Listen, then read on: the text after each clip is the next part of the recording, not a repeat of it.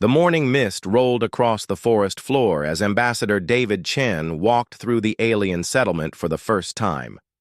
3 weeks had passed since humanity's first contact ship landed on Verdania Prime, and today marked his initial, face-to-face meeting with the planet's dominant species. The Cathara were peaceful beings who stood nearly 8 feet tall, with 4 slender arms and skin that changed color based on their emotions. Their village spread out beneath the towering blue trees like scattered mushrooms. Each dwelling was identical, a simple dome made from woven plant fibers and mud, barely large enough for 2 adults to stand upright inside. David's translator. Device crackled to life as Elder Moon Whisper approached. The alien's skin glowed a warm yellow, which David had learned meant welcome and curiosity.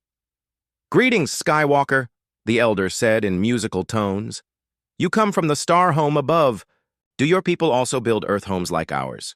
David nodded politely, though his mind wandered to the construction project happening in the landing zone 5 miles away. "We do build homes, honored elder, many different kinds." The tour continued through winding paths between the simple huts. Children peeked out from doorways, their skin flickering rainbow colors with excitement at seeing the strange visitor. The adults went about their daily tasks, weaving baskets, preparing food, and tending to their gardens. Everything was peaceful, methodical, and had clearly remained unchanged for centuries. "Our ancestors taught us the old ways," Moon Whisper explained as they passed a group of Kithara carefully constructing a new hut. "Simple homes that do not disturb the forest's spirits. We take only what we need and leave no mark that cannot heal." David watched as the builders mixed mud with plant fibers, their 4 arms working in perfect coordination. The construction method was efficient but basic. No tools beyond their hands, no measurements beyond their natural sense of proportion. The finished huts lasted perhaps 50 years before needing complete replacement. "Your people are wise," David said diplomatically. "Harmony with nature is important." What he didn't mention was the heated discussion happening back at the human base camp. Dr. Sarah Williams, the mission's chief engineer, had spent the last week analyzing the local weather patterns and geological surveys. Her findings were troubling.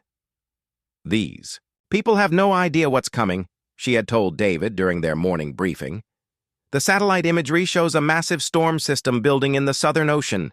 Category 6 hurricane-equivalent winds, flooding that will reach 30 feet above current ground level. Their village sits directly in the projected path." The Cathara had weathered storms before, Moon Whisper explained as they continued walking. When the big rains came, they simply moved to higher ground and built new huts. It was part of their cycle, as natural as the seasons themselves. The old village would be reclaimed by the forest, and life would continue. But this storm would be different. The meteorological data was clear.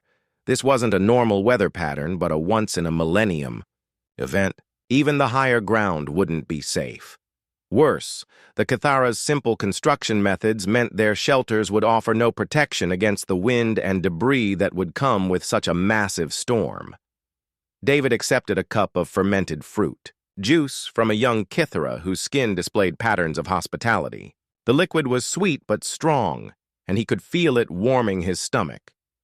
Around them, life in the village continued its ancient rhythm.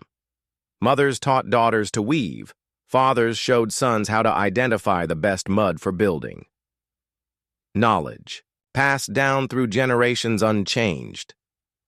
"Tell me about your star home," Moon Whisper requested as they sat on woven mats outside his personal hut. "Do you also follow the old ways of your ancestors?" David considered the question carefully. How could he explain humanity's relationship with tradition and innovation? "We honor our ancestors," he said finally, "but we also believe in improving and adapting. When we face new challenges, we create new solutions."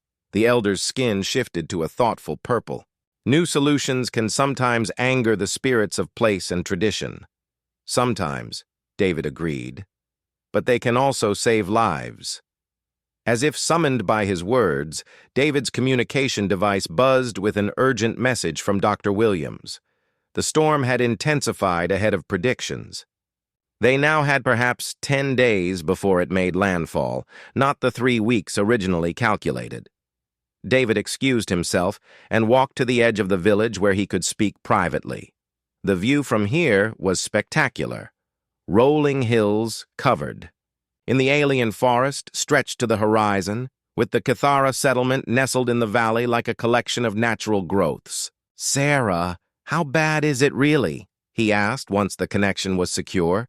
"David, I'm not exaggerating when I say this storm could wipe out their entire civilization. Not just this village, every settlement on this continent. The wind speeds alone will turn their huts into projectiles. And the flooding afterward." She paused. "We're talking about a potential extinction event for their species." David looked back toward the village where Cathara were beginning their evening meal preparations. Cooking fires were being lit in the traditional manner, using flint and steel techniques that hadn't changed in millennia. The smoke rose straight up in the still air, creating lazy columns that dispersed into the darkening sky. "What about evacuation to orbit?" he asked. "Impossible. Our ships can't handle the volume, and these people have never been off-planet. The shock alone could kill them. No, if we're going to help them, it has to be here, on the surface." Closed the communication and walked back toward the village. Moon Whisper was waiting for him, the elder's skin now showing concern patterns of deep blue and silver. "You bring troubling news from your star home?" Moon Whisper asked. David made a decision that would change everything. "Honored Elder, I need to show you something that might help your people prepare for a great storm that is coming." The elder's forearms gestured for David to continue. "My people have built something new," David said. "Something that honors both. The old wisdom and new needs. Would you like to see how we make homes that can walk?" The forest shook with a rhythmic tremor that made the traditional Cathara huts tremble like leaves in wind. Elder Moon Whisper's skin displayed rapid color changes between fear red and confusion gray as the sound of approaching machinery grew, louder. The entire village had gathered at the settlement's edge, their collective skin patterns creating a living rainbow of emotions. "Peace, honored friends," David called out, raising his hands to calm the nervous aliens. "What approaches is not a threat, but a gift of protection." Through the massive blue trees came something that defied all logic and tradition. The human shelter moved on 6 enormous mechanical legs, each step calculated and careful to avoid damaging the forest floor. The main body of the structure towered 30 feet above the ground, a sleek silver and blue pod that housed living, quarters, laboratories, and workshops. Dr. Sarah Williams rode on the shelter's external platform, her face glowing with pride as she operated the control systems.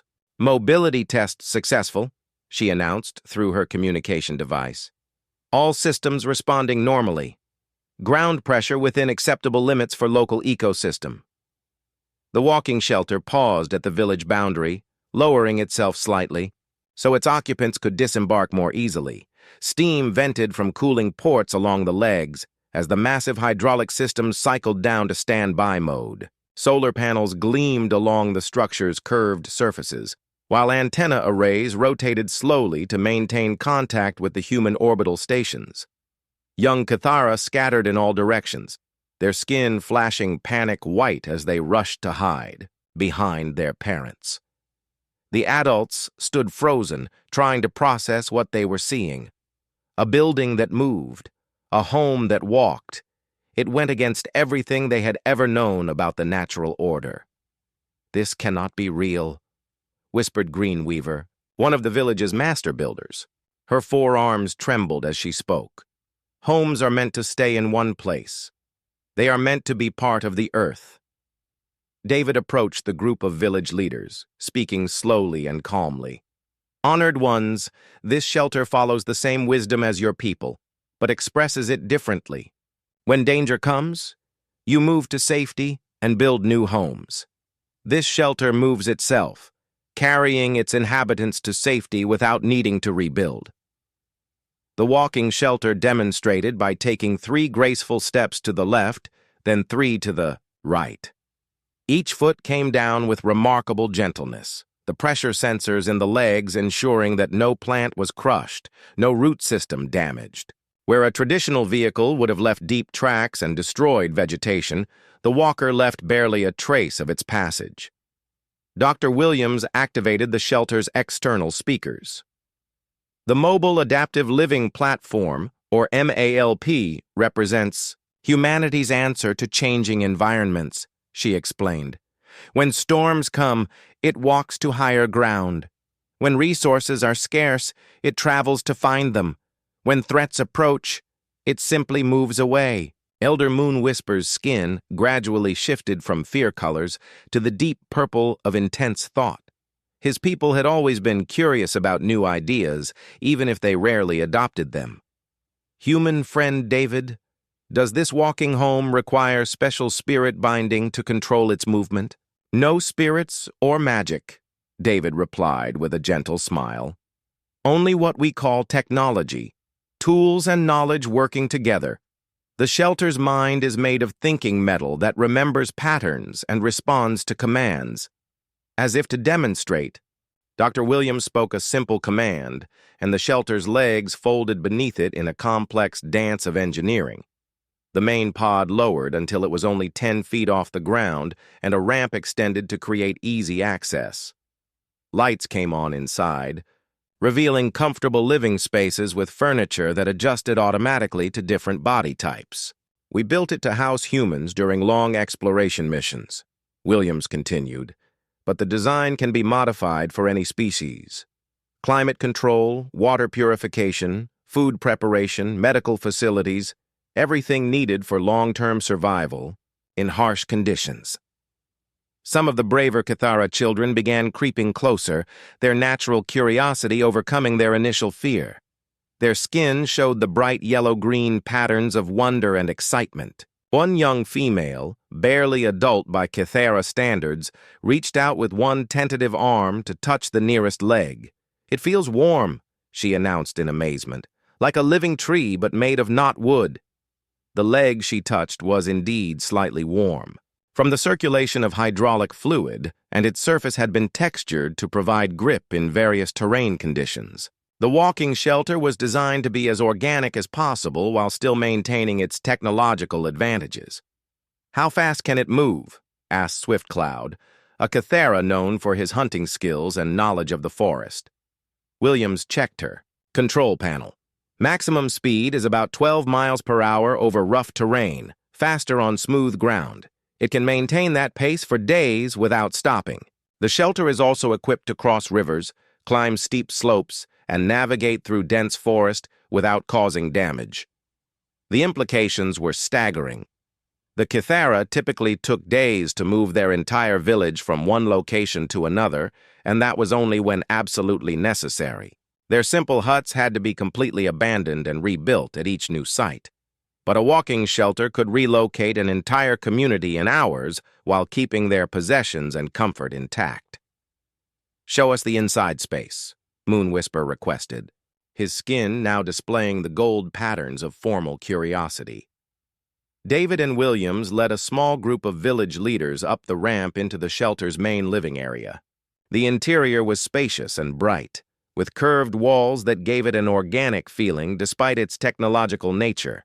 The furniture could adjust to accommodate the Cathara's different body structure, and the climate control system had already adapted to their preferred temperature and humidity levels. "The food preparation area can process local plants safely," Williams explained, demonstrating how the shelter systems could analyze native vegetation for nutritional content and potential toxins. "And the water purification system can handle any local water source, making it safe to drink." But it was the shelter's sensory capabilities that truly impressed the Cathara leaders. External cameras provided a complete view of the surrounding area, while weather monitoring systems tracked approaching storms with remarkable accuracy. The shelter could predict dangerous conditions hours or even days in advance. Your walking home sees the great winds before they arrive? Moon Whisper asked, his skin showing deep interest blues. Yes, David confirmed. And that's why we're here. Our sky watchers have detected a terrible storm approaching your lands. Much larger than any your people have faced before. Your traditional huts and even the high places will not be safe. The elder's skin immediately shifted to alarm red. How long do we have? Williams consulted her instruments. 8 days, maybe 9. The storm will bring winds that can tear trees from the ground and flooding that will reach heights never seen in your people's memory. The weight of this information settled over the Kythera leaders like a heavy blanket. Their simple way of life, which had served them for thousands of years, would not be enough to survive what was coming. They needed something new, something unprecedented, something that could walk. The sound of human machinery mixed with Kythera singing as both species worked together in the forest clearing. 3 days had passed since the village leaders agreed to accept human help, and the construction project had begun in earnest.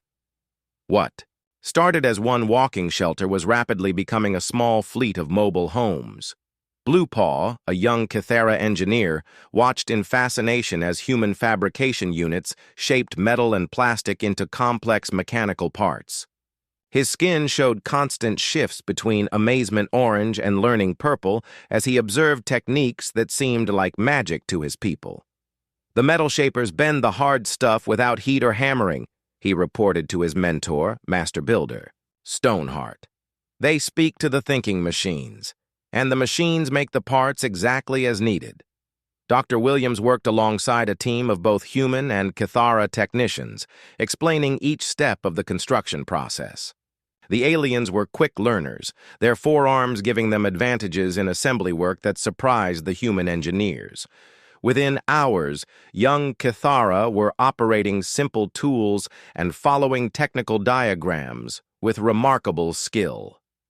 Your people have an intuitive understanding of mechanical principles, Williams told Elder Moon Whisper as they watched the construction progress. With a little training, they could probably build and maintain these shelters on their own. The elder's skin displayed pride gold mixed with concern gray. We learn your sky magic quickly, but what happens to our old ways? What happens to the wisdom of our ancestors if we abandon earth building for metal walking? David understood the elder's dilemma. Cultural preservation was always a challenge when introducing new technology to traditional societies. Honored Elder, your people's wisdom doesn't have to be abandoned. It can be combined with new methods to create something even better. To demonstrate this point, the human team had designed the new walking shelters to incorporate Kythera aesthetic and cultural preferences. The external surfaces were covered with panels that could display the same color patterns as Kythera's skin, allowing each shelter to communicate its inhabitants' emotions and status to other members of the community. The interior spaces were designed to feel organic and flowing, more like living trees than metal boxes. Young Kythera particularly loved the shelter's ability to camouflage themselves. When stationary, the walkers could adjust their coloring and even extend fiber optic branches to blend seamlessly with the surrounding forest. From a distance, they looked like unusual but natural rock formations or large trees. Look, Honored. Grandfather, called out Starweaver, a Kythera child whose skin sparkled with excitement. The walking home can hide like a forest ghost. Indeed, the demonstration shelter had activated its camouflage systems and nearly disappeared against the backdrop of blue trees and purple undergrowth. Only the slight shimmer of its heat signature gave away its location. But the most impressive feature was the shelter's ability to connect with each other. When multiple walking homes were in proximity, they could link together to form larger structures. Bridges extended between them, creating communal spaces where the Kythera could gather for their traditional ceremonies and social activities. The walking homes can touch link? Asked Moon Whisper, his skin showing the deep blues of profound interest. Yes, Williams replied, activating the connection sequence. 2 shelters can combine into one larger living space, or dozens can link. together to create a mobile village. The connections are flexible, so the linked shelters can still move across rough terrain while staying joined. The first prototype connection between two walking shelters was a moment of celebration for both species. As the mechanical bridges extended and locked into place, creating a single larger structure, the watching Kithara broke into their traditional harmony singing. The sound was hauntingly beautiful, like wind chimes made of crystal and starlight. Human. Technician Mark Roberts wiped sweat from his forehead as he completed the calibration of another shelter's leg systems. I have to admit, working with the Kithara has been incredible. They see problems from angles we never considered. That suggestion about distributed weight sensors? Brilliant. The collaboration had indeed produced innovations that neither species could have achieved alone. Kithara understanding of natural balance and harmony had led to improvements in the walkers' stability systems. Human engineering principles had solved problems that had limited Kithara construction for generations. Most importantly, the project had given the Kithara hope. The approaching storm, which had initially seemed like an insurmountable catastrophe, was now just another challenge to be overcome with preparation and cooperation. How many of the walking homes can be ready before the great winds arrive? Moon Whisper asked as he watched another shelter take its first tentative steps. Williams checked her production schedule. At current pace, we can complete 15 full-sized family shelters and 3 larger community units. That should house about 2/3 of your village population. The elder's skin showed worry patterns. And the remaining third? The original prototype can be reconfigured as an emergency evacuation shelter, David explained. It won't be comfortable, but it can carry additional passengers during the storm. Once we reach safer ground, we can expand our construction capacity. The plan was ambitious, but necessary. The walking shelters would carry the Kithara village to the mountain caves 200 miles north, far above any possible flood level, and protected from even the strongest winds. The journey would take 4 days of continuous travel, but the shelters were designed for exactly this kind of long-distance migration. As the day wore on, more Kithara joined the construction effort. Elders who had initially been skeptical of the human technology found themselves fascinated by its possibilities. Children who had been afraid of the walking shelters now played games around their legs, treating the mechanical giants like friendly animals. "Will the walking homes remember our songs?" asked Dew Dancer, an elderly Kithara known for preserving traditional music. Williams smiled and activated one of the shelter's cultural preservation systems. "Not only will they remember your songs, they can record them, play them back, and even teach them to future generations. Your culture will travel with you wherever the shelters take you." This feature had been added specifically for the Kithara. Each shelter contained extensive memory banks that could store thousands of hours of songs, stories, and cultural practices. The walking homes would become mobile libraries, preserving Kithara heritage even as they carried the people into an uncertain future.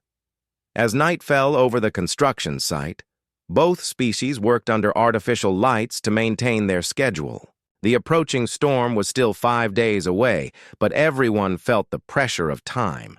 Mistakes now could mean lives lost later. Elder Moon Whisper stood with David and Williams on the observation deck of the prototype shelter, looking down at the bustling activity below. His skin displayed the deep purples and golds of contemplation and gratitude. "Human friends," he said softly, "your people have given us a gift beyond measure. Not just the walking homes, but the knowledge that survival does not require abandoning who we are." In the distance, thunder rumbled ominously across the dark sky. The first drops of rain struck the forest canopy as the last Kithara families boarded their walking shelters. The massive storm was still 2 days away, but advanced weather systems had already begun affecting the region. Wind gusts bent the blue, trees at unnatural angles, and the air itself seemed charged with dangerous energy. Commander David Chen stood in the control center of the lead shelter, watching as 15 walking homes prepared for the most important journey in Kythera history. Each shelter carried a family unit of 8 to 12 aliens, along with their most precious possessions and cultural artifacts. The larger community shelters housed the elders, children, and the village's historical records. All units report. "Ready for departure," announced Dr. Williams through the communication system. Her voice carried a mixture of confidence and nervous energy. This wasn't just a test of human engineering. It was a race against time to save an entire civilization. Elder Moonwhisper's skin displayed the traditional patterns of ceremonial leadership as he addressed his people through the shelter network. "Children of the flowing water and growing earth," he began, his musical voice carried to every walking home. "Today we begin a new kind of journey. Not the old way of abandoning homes to build again, but the new way of carrying our homes with us." The first shelter to move was the prototype, its massive legs finding purchase on the muddy ground as it began the long march toward the northern mountains. The sound of hydraulics and servo motors mixed with the traditional departure songs of the Kythera, creating an otherworldly symphony of old culture meeting new technology. Young Kythera pressed their faces against the viewing windows, watching their ancestral village fall behind as the walking homes gained speed. The simple huts that had housed their people for generations looked smaller and more fragile with each step. Many of the structures were already beginning to leak as the preliminary rain found gaps in their woven walls. Grandfather Moonwhisper called out a child's voice over the communication system. "Will we ever see the old village again?" The elder's response was gentle but honest. "The old village will return to the forest, little singer, but we carry its spirit with us in our hearts and songs. And perhaps one day we will return to build something new in its place." The walking shelters moved in a carefully coordinated formation. The largest community units took the lead, using their more powerful sensors to scout the best path through the forest. Family shelters followed in protective clusters, while the prototype brought up the rear, ready to assist any unit that experienced mechanical problems. Dr. Williams monitored the progress from the prototype's mobile command center. "All units maintaining optimal speed and formation," she reported to the orbital monitoring station. "Estimated arrival at primary shelter location in 96 hours. But the journey wasn't just about reaching safety. It was about proving that the walking shelters could function as intended under real-world conditions. Every step tested the mechanical systems. Every obstacle challenged the artificial intelligence that helped coordinate the massive legs. Every hour of operation provided valuable data about the fusion of human technology and Kythera needs. The first major test came when the convoy reached the Silverflow River. The ancient waterway was already swollen with rain from the approaching storm, its normally gentle current transformed into a raging torrent that had swept away fallen trees and debris. "River crossing in 200 meters, announced the lead shelter's navigator. "Water depth approximately 4 meters and rising. Traditional Kythera would have been forced to either find a bridge or wait for the flood to subside. But the walking shelters simply adjusted their leg extensions and waded into the turbulent water. The aliens inside watched in amazement as their homes walked across the river bottom, the main living areas staying completely dry even as the swirling water reached halfway up the mechanical legs. "The walking homes swim like deep forest spirits," laughed a Kythera child, her skin flashing with delight patterns as small fish swirled around the shelter's transparent viewing panels. By the end of the first day, the convoy had covered 40 miles of difficult terrain, a distance that would have taken traditional Kythera almost a week to traverse on foot. The walking shelters had crossed 3 rivers, navigated through a rocky canyon, and climbed a mountain slope that would have been impassable for ground-based vehicles. As night fell, the shelters formed a protective circle and connected their bridges to create a temporary mobile village. The Cathara emerged from their individual homes to share an evening meal in the communal space, continuing their traditional social customs despite the radically changed circumstances. "Human friend David," Elder Moonwhisper said as they shared, fermented fruit juice under the artificial stars of the shelter's ceiling display.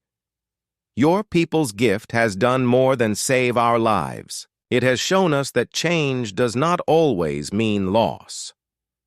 The second day brought new challenges as the convoy entered the Thornwood Forest, a dense region where massive trees grew so close together that sunlight barely reached the ground. The walking shelters had to move single file through narrow passages, their legs carefully placed to avoid damaging the ancient root systems. Young Cathara, who had initially been frightened of the walking homes, now helped operate the external sensors, their natural understanding of forest ecology proving invaluable for navigation. They could predict which branches would support the shelter's weight and which areas of ground might be unstable. "There, honored metal walker," called out Swift Cloud, pointing with two of his arms toward a gap in the tree line. "The old hunting path leads through there. The earth bones are strong in that place."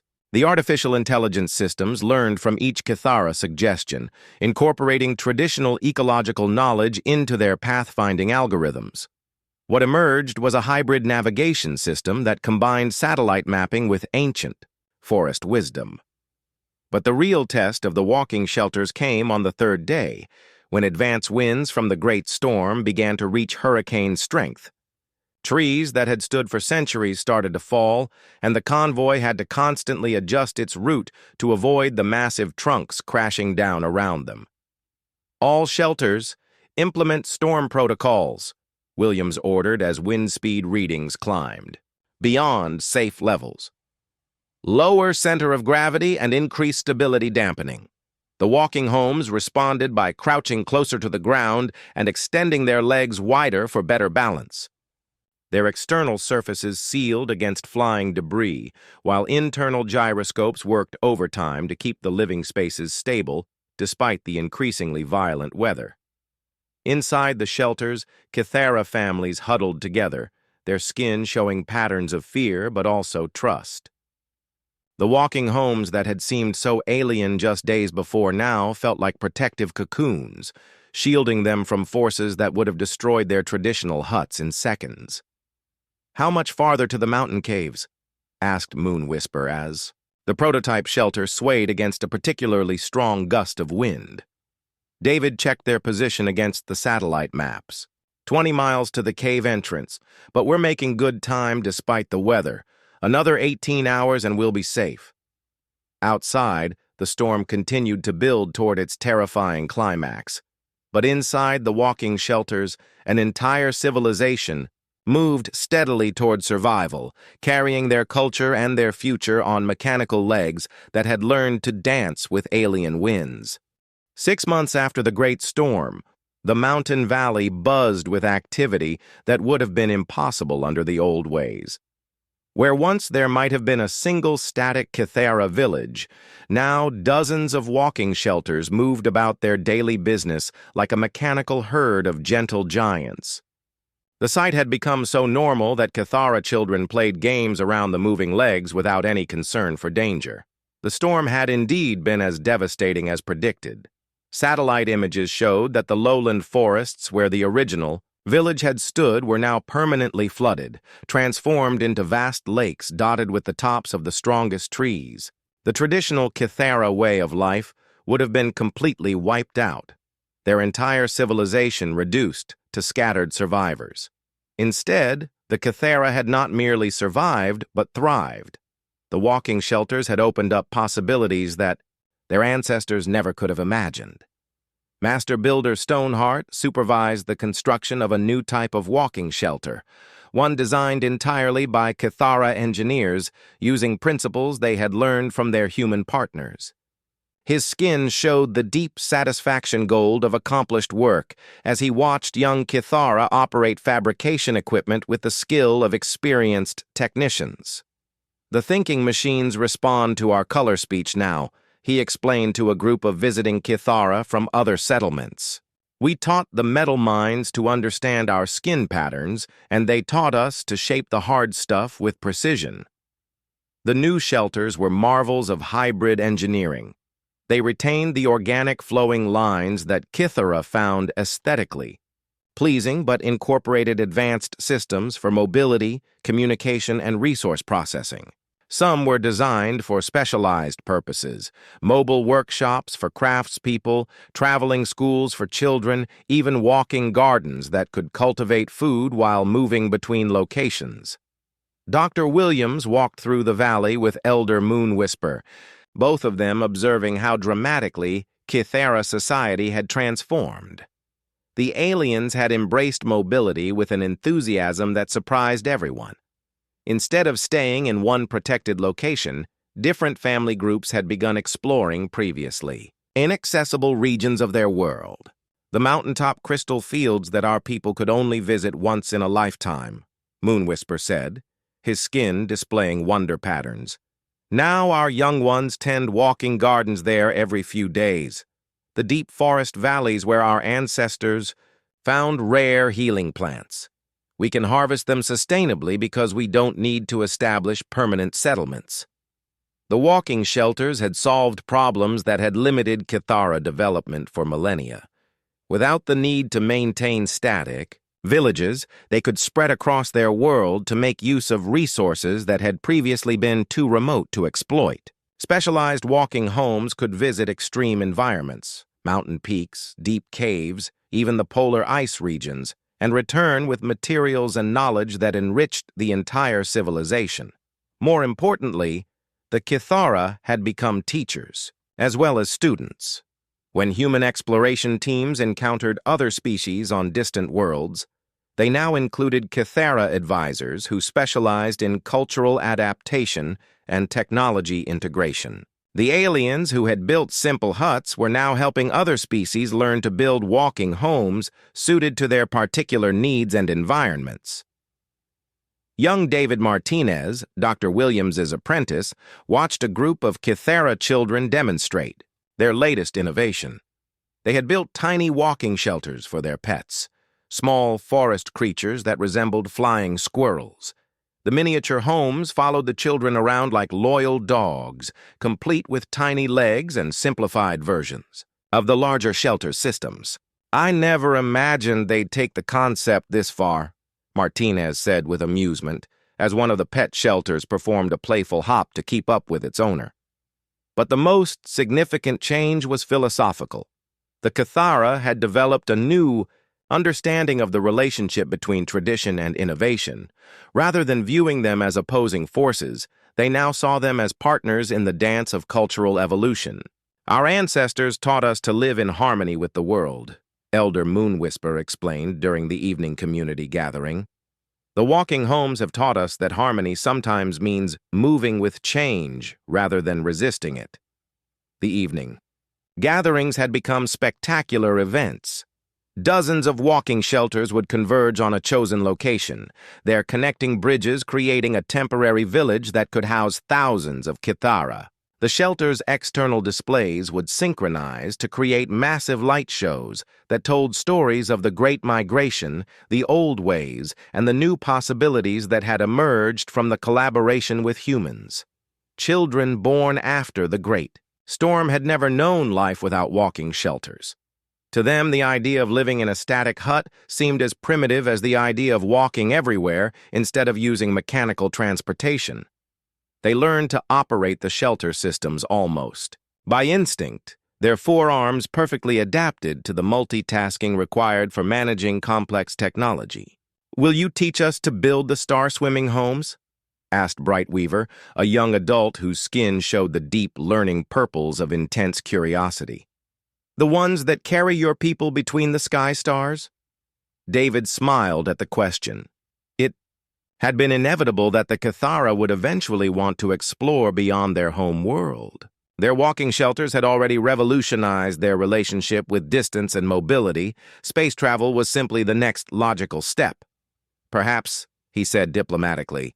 "But first, tell me what you think star-swimming homes would need." to carry your people safely through the void between worlds.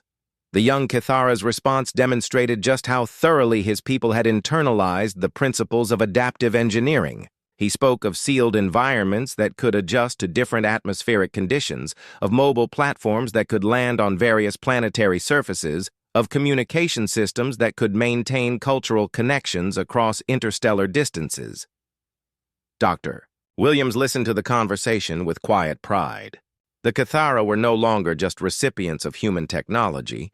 They had become true partners in pushing the boundaries of what was possible.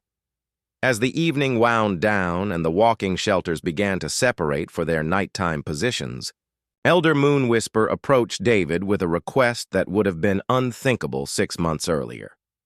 "Human friend David," he said, his skin showing the formal patterns of important communication, "our people would like to build a gift for your species. A walking home designed specifically for humans who wish to live among us and learn our ways. Will you help us create such a thing?" David looked out at the valley full of walking shelters, at the thriving civilization that had emerged from the marriage of human innovation and Kithara wisdom. The sight filled him with a deep sense of accomplishment, but also with humility. Humanity had come to this world intending to help, but they had received just as much as they had given. "Honored Elder, we would be honored to accept such a gift," David replied, his voice warm with genuine emotion. "But I think it should be more than just a home for humans among Kithara. It should be a symbol of what our peoples can accomplish together." The project that emerged from this conversation would become legendary among both species. The cultural Exchange Walking Shelter was a masterpiece of cooperative engineering, combining the best aspects of human technology with Kithara artistic sensibilities and practical wisdom. It featured living quarters designed for both species, laboratories where joint research could be conducted, and cultural preservation systems that could record and share the traditions of multiple civilizations. But perhaps more importantly, it represented a new model for interspecies cooperation. Instead of one species imposing its solutions on another, the walking shelters had shown that the best innovations came from true collaboration, from recognizing that different perspectives and traditions could enhance rather than threaten each other. As the first-year anniversary of the Great Storm approached, representatives from dozens of other worlds came to study the Kithara transformation. The walking shelters had captured the imagination of the galactic community, not just as technological marvels, but as proof that adaptation and preservation could coexist. The simple huts that the Kithara had built for thousands of years were not forgotten. Models of the traditional dwellings were preserved in the walking shelters' cultural archives, and many Kithara still built them as temporary shelters when their mobile homes needed maintenance. The old ways lived on, but as one option among many rather than the only choice available. Elder Moonwhisper, now recognized as one of the galaxy's leading experts on cultural adaptation, often told visitors that the real lesson of the walking shelters was not about technology at all. It was about the courage to change when change was necessary and the wisdom to preserve what was truly valuable in the process. "The humans did not come to replace our ways," he would explain, his skin showing the deep golds and blues of profound understanding. "They came to give us more ways, more choices, more possibilities for our children and our children's children." The walking shelters continued to evolve, each generation more sophisticated than the last. Some grew large enough to house entire communities permanently, becoming mobile cities that could traverse continents. Others became as small and agile as individual transportation, allowing Kithara to explore their world with unprecedented freedom. And somewhere in the design of every new walking shelter, whether built by humans, Kithara, or the dozens of other species that had adopted the technology, was a small tribute to the simple huts that had started it all. A reminder that innovation, built on tradition, would always be stronger than innovation that ignored the wisdom of the past. The great storm that had threatened to destroy Kithara civilization had instead become the catalyst for their greatest leap forward. The walking shelters that carried them to safety had carried them into a future full of possibilities that their ancestors could never have imagined, but would certainly have approved of. As David Chen prepared to return to Earth, he stood one, last time in the valley where it all began. Around him, dozens of walking shelters moved about their daily routines, their occupants living lives that were both completely transformed and utterly true to their essential nature. The Cathara had learned to build homes that could walk, but more importantly, they had learned that the concept of home itself could evolve without losing its meaning. The simple huts were gone, replaced by mechanical marvels that defied every traditional understanding of architecture and engineering. But the spirit that had built those huts, the desire to create safe, comfortable spaces where families could thrive and cultures could flourish, that spirit lived on in every step the walking shelters took across the landscape of an alien world that had become a second home to humanity as well. The future stretched ahead like an open road, and for the first time in their history, the Cathara had homes that could walk down that road with them, carrying their past into their tomorrow. On legs of metal and dreams of collaboration,